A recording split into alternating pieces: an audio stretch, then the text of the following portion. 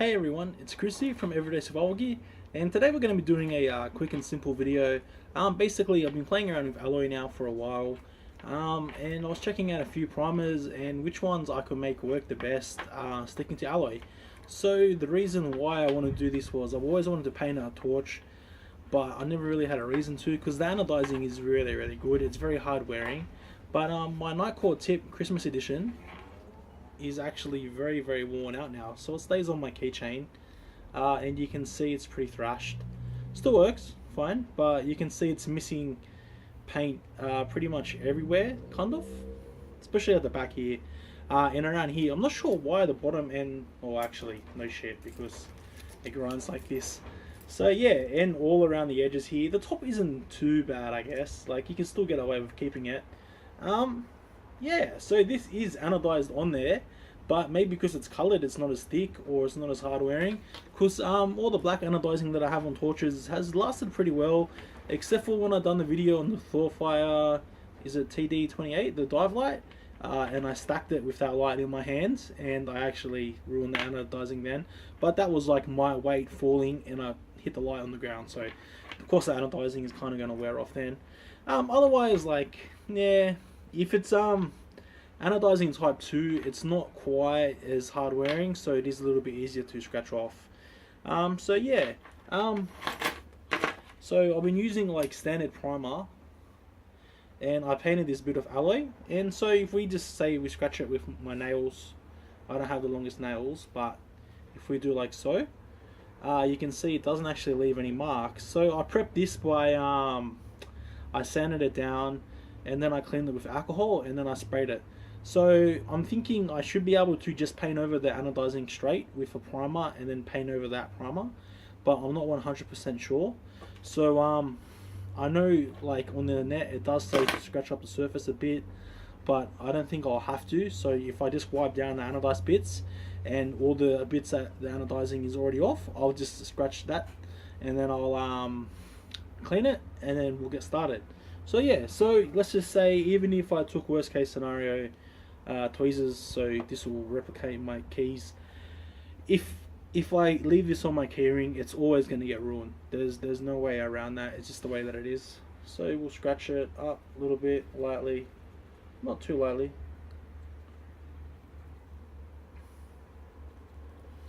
So you can see just by scratching it like this, it's actually leaving, whoops, it's actually leaving like really little marks, but it's not too bad. So you can see where I left a few little marks there in the middle, but obviously if we put on like enough coats, it's gonna be pretty sweet. Let me grab my tip, let me grab the tip.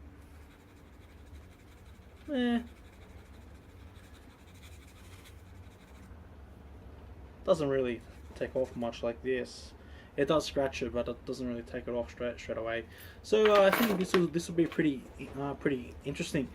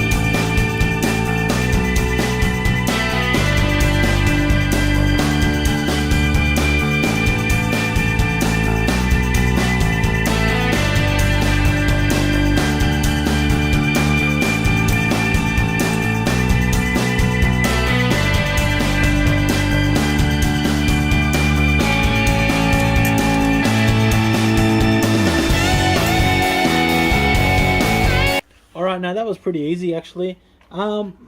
Just one thing to keep in mind, guys, they are live contacts, so try and isolate this. Don't throw the screws in with this, just in case. The button won't be live, but you can still bridge these few things here, or the battery or whatnot. So yeah, I'm just going to put this separate inside bubble wrap and put that away, and I'm going to put those away, and then we'll get started on the prep.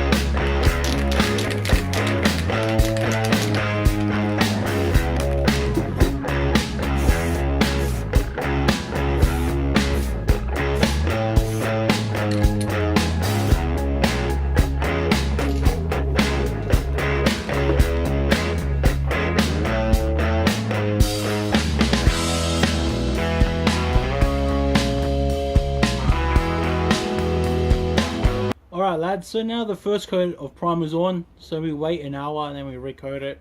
I did apply it too thick to the Nitecore part, then so I wiped it off and I started again, because there's no other way to fix it, I don't think. This side, I think, which side's the top? The tip came out okay, just the tip, you know what I mean. But the actual bottom and the Nitecore part, it filled in the Nitecore. And I was trying to keep it, so I reckon I'll do 2 layers of what's this stuff called again? Primer, and then I'll paint it twice with whatever spray paint I have lying around the house, either black or red. I've got to find them both somewhere inside. Alright lads, so I'm back in the sun, another day. So yeah, I done 2 coats of primer. You probably only have to do 1, but I wanted to get it on there pretty thick. And I've already started to do the red coat, so that's one red one there. We're outside because in the shed it looks a lot darker than what it actually is. So that's the other side there. I just seen a reflection on the camera. Thought I should, someone just walked behind me, eh? So that's the original red here. And that's the original green. So you can see they're both painted. We'll go inside and we'll do 1 more coat. And then we'll see how it turns out. I'll probably leave it for like 24 hours to cure. I could probably put it back together after a few hours, but I'll leave it a little bit longer.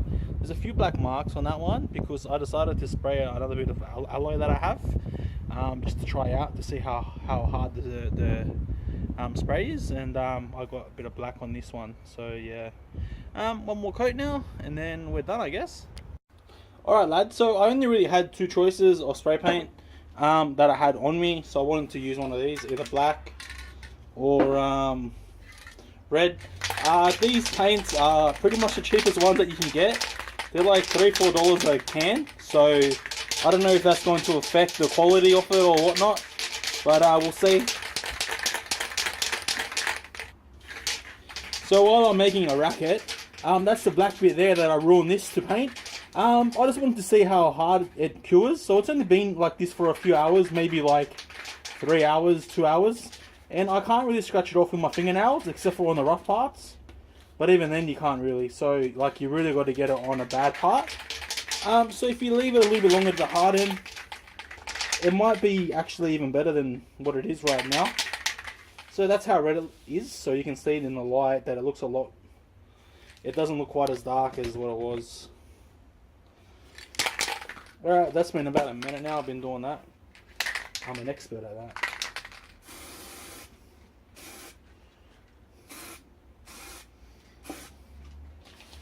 I don't want to coat it like way too thick, but I really got to get the edges properly. That was probably a little bit too thick, but should be okay, I think.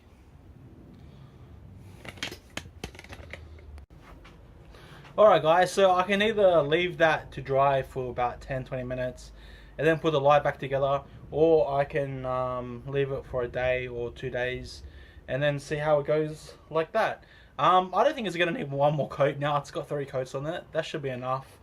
But I'll let it dry for about 24 hours and I'll scratch at it and see how tough it is. If it needs one more coat, I'll just do one more coat. As long as it's fairly evenly applied. Like, I'm not even really expecting this to work that well or to work at all. But this is for future reference. I'll put it on BLF so everyone knows that it either does work or it doesn't work. And to be honest, the primer is holding pretty well. Although it's not holding, actually, it's holding pretty much as good as what anodizing does. So if you can get the surface like pretty well prepped, and then you can get like good primer, and I'm using cheaper primer. Like the Dulux was like $12 or $15 for a can. I paid like $4 for this primer. It's made by PPG, I think. Yeah, PPG. So I know like PPG is what they use in all the spray shops here. I'm not sure about overseas. So car workshops like spray painters use it. So it can't be that bad. But yeah, I think Dulux just has the marketing under a wrap. So that's done, and we'll let it sit for 24 hours, put the light back together and see how it goes.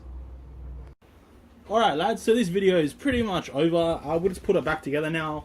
It's only got 3 coats of red on there, but I'm not sure how many coats you can put on before it starts to become pretty pointless. So I'm just going to leave it at 3 and see how long it lasts, because I can always come back and do it again. I kind of miss having it on my keychain actually. Like, you know, I go to use it and it's not there. Put that back like so. I put everything inside a container. So hopefully it's all still there. Which way's up? Which way is the on one? Bottom one's the on one, right? Yep. I'll take it outside and show you guys the actual color. It does look pretty nice. I haven't had a chance to look over it properly yet. Uh-oh. Oh, they're all here. I put them all inside here. So hopefully they're all still there. It's a bit windy again here. As you guys can tell, it's pretty much always windy here. Like 100km wind gusts, so yeah.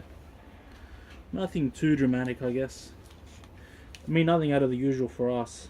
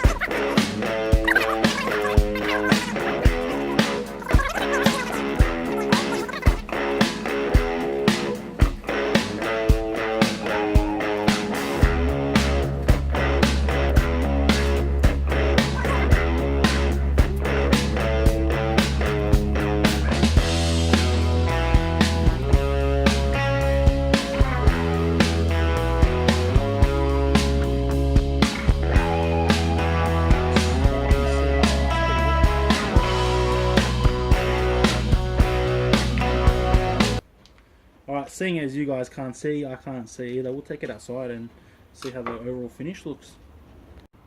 Alright lads, I've just got it on a tarpaulin and it's windy, so I'll wrap this up pretty quick.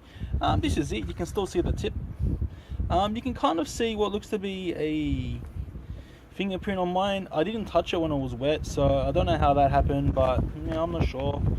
And you can still see the Nitecore. You can even see the CE mark there and everything. It looks nice. I'm not sure how hard wearing it'll be, so I'll update you guys in a month. Look, if I just go like this, like it feels like okay. Like even if I just like rub my fingernail like that, you can't see any marks. So hopefully it lasts longer than that month, and we'll see how it goes.